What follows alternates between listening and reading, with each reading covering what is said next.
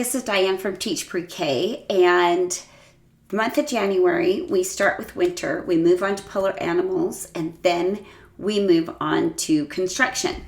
So I want to share with you some of my literacy elements and my literacy activities that I do for my construction week. And one of my favorites is the Three Little Pigs. And I'm super excited to kind of show you what I do with that. But to me, Three Little Pigs is all about construction. So I'm going to show you, I've got a construction 5-day lesson plan, like I have a 5-day lesson plan for pretty much every activity. So I want to show you what is included because it is what I use in my classroom and what I've used in my classroom for a very, very long time. So I'm going to start with kind of part of my setup, kind of part of my classroom decor. I have this really great pocket chart tent that I keep on top of a shelf, and I always put picture vocabulary strips in there. So for construction, I have, bulldozers, so I have the trucks and the tools, tape measure, dump truck, hammer, excavator. Okay, you want to get a song stuck in your head. When you're doing your construction unit, find the Blippi excavator song. We all love Blippi, don't we? The kids love Blippi, so Blippi's great, but whew. Anyway, okay, so excavator, building, cement truck, hard hat, toolbox, little workers, construction workers. Kids love construction workers, anything about them. Oh, see, I wouldn't be me if something wasn't upside down. 2 things upside down. Saw, cones, and what I love, love, love about construction cones is I get to, there we go. I get to talk about a solid shape. So I think that's really cool. So I've got that. So those are up all the time, and it's double-sided. So there's pocket chart strip of vocabulary words on one side and the other. So wherever they are in the room, they can see it and see some different pictures and the words that go with them. And even though they're not reading, that kind of starts things clicking. And I basically have the same kind of thing for my classroom posters. Construction is orange cones. It's measuring, and we do a lot of measuring in my unit. Hard hats, workers, dump trucks, etc., etc. So it pretty much matches the pocket chart strip. So they're seeing the words and the pictures in several different places. I also will have a dramatic place set up as a construction workshop, which also has a lot of signage with numbers and pictures and words. So we're getting a lot of that environmental print, and things are being repeated over and over. I also have word wall cards and a construction alphabet. So there is construction stuff everywhere. So I will kind of video my classroom so you can see what I'm talking about, how it's just, you walk in and it's everywhere. So it really gets the kids excited about the unit, and the vocabulary is just flowing everywhere they look. There's pictures and words, and it's fantastic. I always do a foldable book. They start out flat like this. You keep them flat, the kids color them, you fold them, and this one is construction trucks, and here it is colored. So we've got excavators dig holes, dump trucks carry dirt away, cement trucks mix and pour concrete, rollers flatten the ground for roads. So again, they're getting the same pictures as I have all over the room, same vocabulary, and then they're getting the added knowledge of what these things actually do, what these trucks actually do, and who doesn't love construction trucks. I made kind of a complex letter sound activity for my pre-K kids, and I tried it several different ways. I'm going to show you I tried it. I have these truck mats with the letters in the windows, and I tried making a slit. Do you see that right there? For these little word strips to go through so they look like they're in the dump truck. That was just too hard for the kids. So I put one of these self-adhesive library pockets on here, which I have found are super useful for a lot of things. So what I'll do is I'll put a link to these too in my description, because these are just fantastic, and you'll find a million uses for them. But I have these little pictures. So of course this is alligator, and they slide in there. Ant, apple, and axe. So each mat is going to have 4 words that matches the sound of the letter, and it's up to the kids to like choose from a bunch. I would maybe pick 13 letters, maybe not 30, because there's not 30. This is why I teach preschool. I would pick maybe like half the alphabet and letters that they already know, first letters of their name, things like that, and concentrate on that first so it doesn't become too overwhelming. You can also, if you've done assessments and you have some data, you can say, okay, we're really struggling with some of these letter sounds, and maybe practice those. So that is a good and fun activity, and the kids just love putting things in the little envelope. All right, so I always have some kind of mark the letter or seek and find activity, and I don't do all these activities because if I did a seek and find every week, they wouldn't be special, they wouldn't be fun, but they do really like these, and I'm just going to keep these in the baggies so they don't make a mess. But I have got lowercase letter cards and uppercase letter cards, and this comes in upper and lowercase too, and you can do straight match uppercase letter to uppercase letter or lowercase letter cards to uppercase letter and vice versa. Just depends on what kind of challenge you want to give your students. My pre-K is definitely ready. They are ready for something. Okay, so I kind of told you about how I have unit vocabulary like all over my room. So the kids are getting like so much more capable of doing things. So I've made a little memory game like this. So it's like I've got 2 hammers, 2 wrenches, on and on. So this is mostly tools. So what I would do is I would take one set of each picture, lie them down face down. Then they would pick a card and they would have to flip the other cards over until they found the hammer. That is a good way to start a memory game. If they're ready, if you've played a memory game with them before and you've practiced, you can play real memory game. You can flip over one card and have them put it down, and then the next person has to see if they can find it or whatever, and make that a little bit more challenging.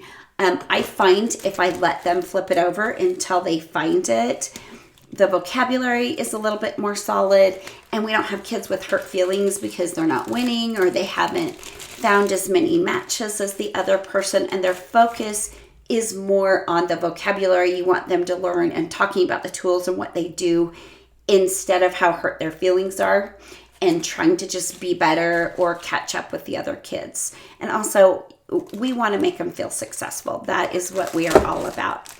I also have some uppercase to lowercase clip cards, and you need, what do you call them? Clothespins for these. So each one has a cute construction worker, like laying these bricks, and there's a circle with an uppercase letter. You have a choice of 3 letters to clip your little clothespin on the correct letter. And I make sure that I use equal amount of boy and girl construction workers doing different jobs, so we can talk more about things that construction workers do, and that girls can be a construction worker as well as boys. So what I love is like, this is the foreman, and oh yeah, there's a girl construction foreman. So that's a great activity for kids, you know, learning those letters. And you don't have to do all 26 letters of the alphabet. You could just, again, pick the letters that they've learned already this year, or letters you really want to work on. You've done some assessing and you're noticing that the kids are all missing, like, oh gosh, they don't really get that G and that Q, and nobody really seems to figure out lowercase r, things like that. So that might make you decide to use that. Then for my pre-K kids only, because they are getting into rhyming, my preschool kids, I just don't think rhyming is developmentally appropriate for the 3 to 4s. Read them a lot of books that have a lot of rhyming words, point out rhyming words, but as far as like really testing their knowledge with rhyming, they're just not ready. Like give that a break. So I've got another like little matchy game, but this one is a rhyming matching game. And what I usually do is I take one set of the rhyming words. This is really thick. There are a lot. So I would just pick, I don't know, however many I wanted to use, and I might switch it up for different groups. The kids always like these rhyme and match games, so I might even do it the next day or skip a day and then do it again, but use the rhymes that we didn't use. So what I do is I pick, like, let's say I just picked 10 of the cards. I would lay 10 of the matches down and I would hand them the other, and I'm like, okay, you've got rake. Look in this array of cards and tell me if you see a picture that would rhyme with rake. And they'd look and it's like, oh yeah, cake. There we go. We got that. And so on and so on. And like frog and dog. And that's another way you can also do an informal assessment. You can really see the kids that are definitely hearing rhyme and they've got it figured out. And you will see the kids that just aren't hearing rhyme. A couple of years ago, I had this little girl who was just brilliant at everything. She excelled at every single thing. She knew so much. Her mom was a teacher. You could tell they did a lot of reading and a lot of letter practicing, things like that at home. But she couldn't hear rhyme. She just couldn't hear rhyme. She just wasn't ready. So her kindergarten teachers did tell me she did finally get it partway through the year. So I was happy to hear that. Okay. Favorite literacy activity ever. During construction week, I like to read as many versions of the Three Little Pigs that I can. I start with a classic version and then I just add, some others as time goes on. We talk about how is this one different from the last one we read, whatever. But a few years ago, I got some big boxes and I painted one kind of a gold with some brown stripes in it, and that is My House of Straw. I took another one of the boxes and I painted it brown with brown stripes and black, and that's My House of Sticks. The next one, I did this with paper, but I would do it different now.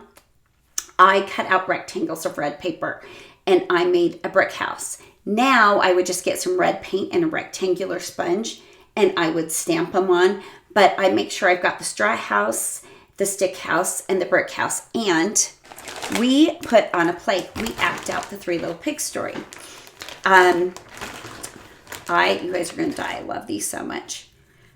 I decided one year that I was so sick of just not having a really good definite thing for the pigs. So on Amazon, I found these.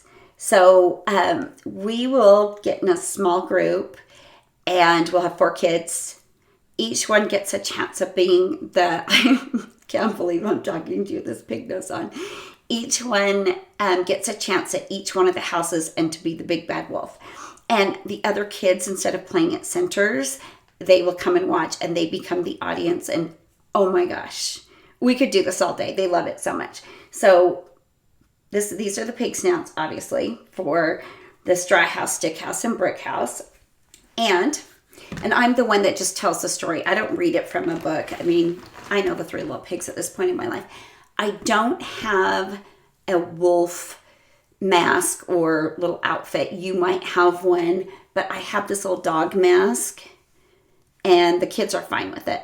This is the big bad wolf and he huffs and puffs and all that, knocks over the straw house and the stick house, and then he can't knock over the brick house and he, runs away or whatever. But it's the best. Oh my gosh, they love it so much. So have a lot of fun with your construction week. It's, you always think, okay, this is a real like math, measuring, following instructions, things like that, building things. And it's really good for arts and crafts, but where does the literacy fit in? Get some pig snouts, a little wolf mask. Maybe I'll try to find a wolf mask this time. I will put the link to the pig snouts. They were really cheap, and I think you get like 6 of them. But, and maybe I'll try to find a wolf mask, and I'll put a link for a wolf mask. But I am not kidding. You could seriously act out the 3 little pigs every day for literacy, and they would be so happy. But also, there's an old Disney cartoons. If you get on YouTube, I have a smart board, so I can show little videos on my smart board. But if you get on YouTube and you type in Silly Symphony, 3 Little Pigs, it's a really old Disney cartoon, and oh my gosh, the kids love it so much, and there's so many little funny things in it. But that's what I do for literacy during my construction week. I know it wasn't a lot. This unit just doesn't have a ton that I do, and it's not one of my favorite units. I'll be honest, I like it okay. My favorite part is the 3 little pigs, obviously. But anyway, I hope that gives you some ideas of some things that you can do in your classroom. I'm going to do a video of the different books that I love for construction week. And some of them will really surprise you because they don't have anything to do with trucks. And they really don't have anything to do with construction workers or tools. But they fit with construction week, and they will just make the kids' imaginations go. Really good book. So look for that. It'll be coming up. So anyway, thanks so much for watching. And if you haven't already, subscribe, and you'll get more and more great preschool, pre-K information as time goes on. And I always do freebies and stuff like that. So yay, it'll give you a little help with your lesson planning.